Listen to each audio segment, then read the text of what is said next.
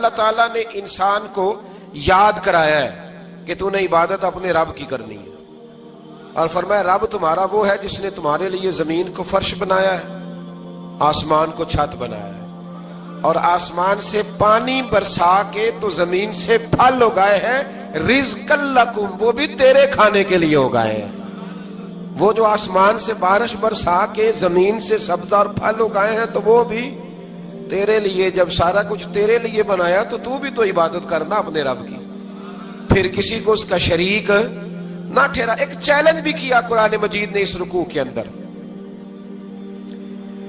کہا کرتے تھے مکے کے لوگ کہ آپ قرآن مجید کی آیتیں نبی کریم علیہ السلام سے کہا کرتے تھے کہ معاذ اللہ آپ خود بناتے ہیں، بنا کے لاتے ہیں۔ تو اللہ کریم نے فرمایا وَإِن كُنتُمْ فِي رَيْبٍ مِّمَّا نَزَّلْنَا عَلَىٰ عَبْدِنَا فَأْتُوا بِسُورَةٍ مِّن مِّثْلِهِ، اگر تمہیں شک ہو نا اس میں جو ہم نے بندہ خاص پہ نازل کیا ہے تو تم بھی اس جیسی ایک صورت بنا کے لاؤ۔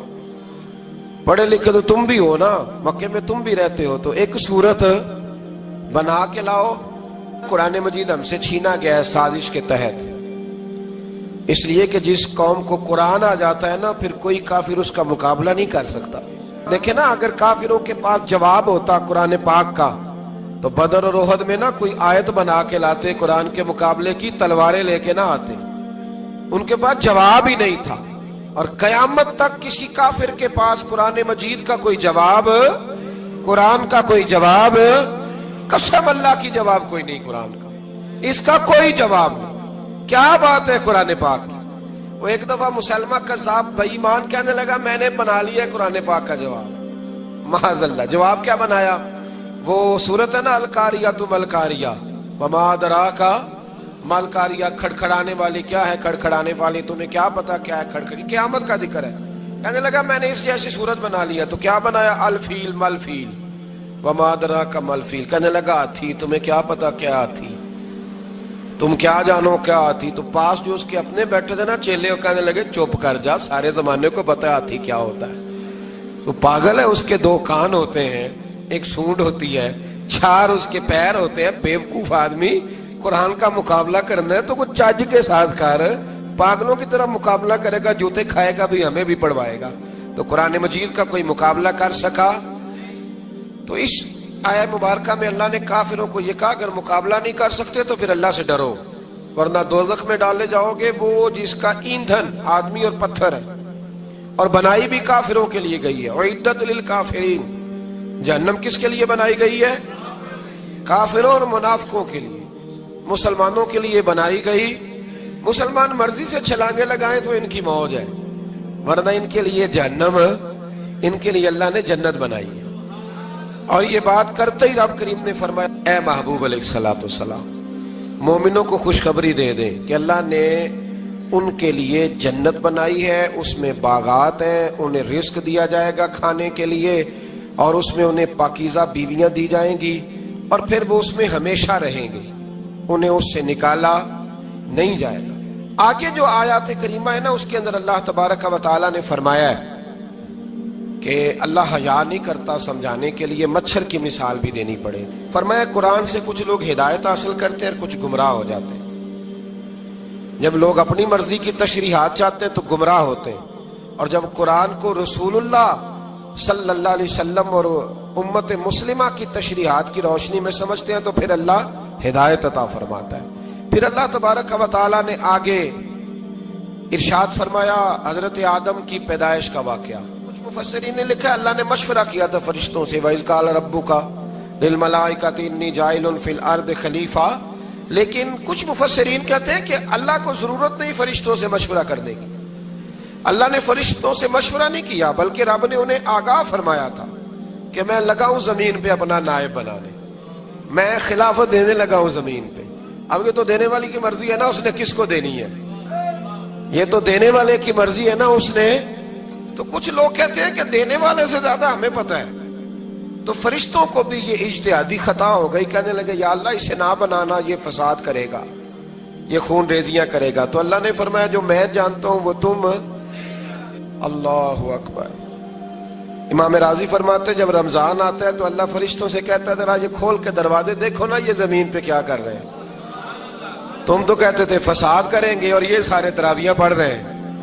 تم تو گویا کہتے تھے فساد کریں گے اور یہ تو دیکھو گویا رمضان کے روزے رکھ رہے ہیں.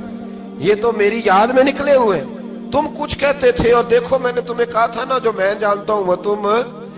اللہ نے پھر حضرت آدم علیہ السلام کو تمام زمانے کے علوم عطا کیے, علم سکھا لیا. تو فرشتوں سے کہا تم بھی ان چیزوں کے نام بتاؤ, تو وہ بتا سکے نہیں.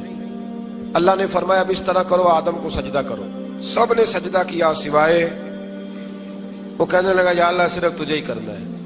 کرنا بھی صرف اللہ کو چاہیے, پر رب کے آگے بھی جھکنا چاہیے, اور جس کے سامنے رب جھکائے نا وہاں بھی.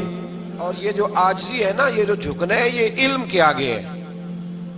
ہماری مصیبت یہ ہے کہ ہم علم کے آگے بھی گردن جھکانے کو تیار نہیں ہوتے, وہاں بھی ہم خود عالم فاضل بن جاتے. تو فرمایا کہ سب سے کہا سجدہ کرو, سب نے سجدہ کیا سوائے ابلیس کے. تو پھر ہوا کیا, وکان من الکافرین, وہ کافروں میں سے ہو گیا. پھر اللہ نے حضرت آدم کو اور جناب حوا کو نا مقام دے دیا جنت میں رہنے کے لیے, اور کہا سارا کچھ کھانا, درخت کے قریب نہ جانا. ابھی آپ کسی سے کہہ دیں تھوڑا سا کہ پیچھے نہ دیکھنا, یعنی اگر میری سمجھ لیں ادب کی وجہ سے کوئی 1.5-2 منٹ یا 6 منٹ نہیں بھی نہ دیکھے گا تو سوچے گا ضرور کہ پتہ نہیں اب پیچھے کیا ہے, مصیبت کیا ہے. یعنی آپ کہہ کے دیکھ لیں کسی کو, پیچھے نہ دیکھنا. فطرت ہے نا انسان کی, وہ جستجو کرتا ہے. کہا اس درخت کے پاس نہ جانا. تو حضرت حوا سلام اللہ علیہ کہتے ہیں دل میں خیال رہتا تھا کہ آخر ہے کیا درخت کے پاس. یہی انسان کا عقیدہ توحید ہے کہ جہاں سے رب منع کر دے وہاں وہ منع ہو جائے. اور یہ ان کی خطا نہیں تھی, یہ اللہ کی حکمت تھی, چونکہ رب نے تو پہلے کہہ دیا تھا بنایا ہی زمین کے لیے, تو یہ تو سارا کچھ ہونا تھا تو زمین پہ آنا تھا نا. تو حضرت حوا اور جناب آدم کے پاس شیطان آیا, اب اس کو نکال تو دیا تھا پر ابھی اس کا جنت میں آنا جانا بند نہیں ہوا تھا, یہ بھی اللہ کی حکمت تھی. تو وہ کہنے لگا تمہیں پتہ ہے بعد میں مر جاؤ گے. تو حضرت حوا کہنے لگی کیا موت بھی آئے گی؟ کہاں, اس کی تکلیف بھی بڑی ہوگی, تو پھر بچیں گے کیسے؟ تو کہنے لگے پھل کھا لو اس درخت کا. تو بچنے کے لیے پھل کھایا تھا. جس طرح لوگ آج بہت سارے کام بچنے کے لیے کرتے ہیں پر بچ سکتے, بچنے کے لیے پھل کھایا. تو اللہ نے فرمایا زمین پہ چلے جاؤ. تو حضرت آدم زمین پہ آئے, پھر کئی 100 سال روتے رہے. فَتَلَقَّى آدَمُ مِن رَبِّهِ کَلِمَاتٍ, تو پھر اللہ نے خود ہی جناب آدم کو کچھ کلمے سکھائے. علامہ اسماعیل لکی فرماتے ہیں وہ کلمے یہ تھے کہ حضرت آدم نے میرے نبی کا وسیلہ پیش کیا, اللہ کریم نے جناب آدم کی دعا کو مقبول فرما لیا. پھر آگے بنی اسرائیل کا ذکر آ جاتا ہے. اللہ تعالیٰ نے بنی اسرائیل, آج آپ اسی قوم کو یہودی کہتے ہیں, ان کو اللہ نے اس زمانے میں فضیلت عطا کی تھی بہت زیادہ. تو عرب کے اندر جب نبی پاک علیہ السلام نے اعلان نبوت کیا تو کچھ لوگوں نے یہ کہہ دیا کہ اگر یہ یہودی کلمہ پڑھ لیں گے تو ہم بھی پڑھ لیں گے. تو پھر اللہ نے انہیں یاد کرایا کہ تم اصل میں کیا ہو, تمہیں کلمہ پڑھنا چاہیے.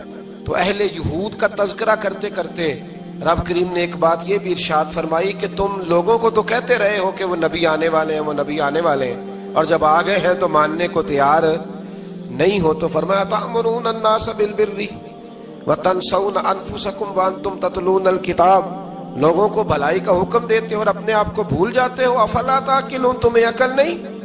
پھر اللہ نے انہیں یہ بھی یاد کرایا کہ یاد کرو وہ زمانہ کہ جب فرعون نے خواب دیکھ لیا تھا کہ کوئی بچہ اس کی سلطنت کو تباہ کرے گا, تو پھر اس نے تمہارے بچوں کو ذبح کرانا شروع کیا اور تمہاری بیٹیوں کو چھوڑتا تھا.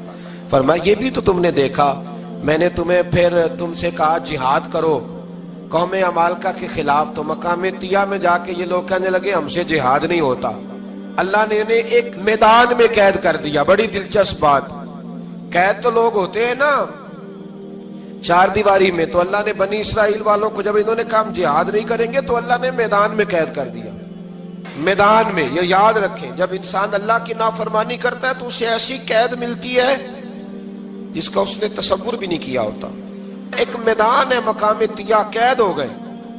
سارا دن سفر کرتے تھے, سارا دن, تو رات کو تھک کے سوتے تھے, صبح اٹھتے تھے نا جب, تو وہیں ہوتے تھے جہاں کل صبح چلے تھے. تو رب جب کسی کو قیدی بناتا ہے تو اسے زنجیروں کی, سلاخوں کی ضرورت, دعا فرمائیں اللہ تبارک و تعالی غموں سے نجات عطا فرمائے. یہ دعا فرمائے، ایسی قید دیتا ہے کہ جس سے پھر چھٹکارا ہو سکتا۔ تو بنی اسرائیل کا بہت زیادہ تذکرہ اس بارے میں اللہ تبارک و تعالیٰ نے پھر بیان کیا، اور پھر کہا کہ انہیں جو حکم دیا جاتا تھا یہ اس کی سرتابی کرتے تھے، پھر اللہ نے ان پر ذلت نازل کر دی اور یہ ہمیشہ اس کا شکار رہیں۔ قوم سبت کا ذکر فرمایا اللہ نے، ہفتے والے دن کچھ لوگ نافرمانی کرتے تھے۔ ہمارے بھی ہیلے بہانے ہیں نا آج کل کاروبار میں، تو اسی سپارے کی آیت نمبر 65 کے اندر اللہ تعالیٰ نے حضرت داؤد کی قوم کا ذکر کیا کہ اللہ نے انہیں حکم دیا تھا کہ ہفتے والے دن مچھلیاں نہیں پکڑنی، تو وہ کہتے تھے چلو ہاتھ لگا کے نہیں پکڑنی، ہاتھ لگا کے۔ وہ ہمارے لوگ ہیلے بہانے تلاش کر لیتے ہیں نا، وہ بڑے جناب انشورنس والا آ گیا، اب وہ بینک والا آ گیا، وہ فلانے صاحب آ گئے، وہ تروڑ مروڑ کے کہانیاں باتیں، اور پھر ہمیں بھی رستے مل جاتے ہیں بچنے کے۔ مفتی صاحب نے کہہ دیا تھا، ایک مولانا سے میں نے ان کو کہا ہفتے والے دن مچھلیاں نہیں پکڑنے کا، نہیں پکڑتے، چھوٹے چھوٹے حوض بنا لیے تو مچھلیاں زیادہ آتی تھی اس دن۔ یہ بھی اللہ کی قدرت تھی، نماز کے وقت گاہک زیادہ آتے ہیں، یہ اس کی قدرت ہوتی ہے۔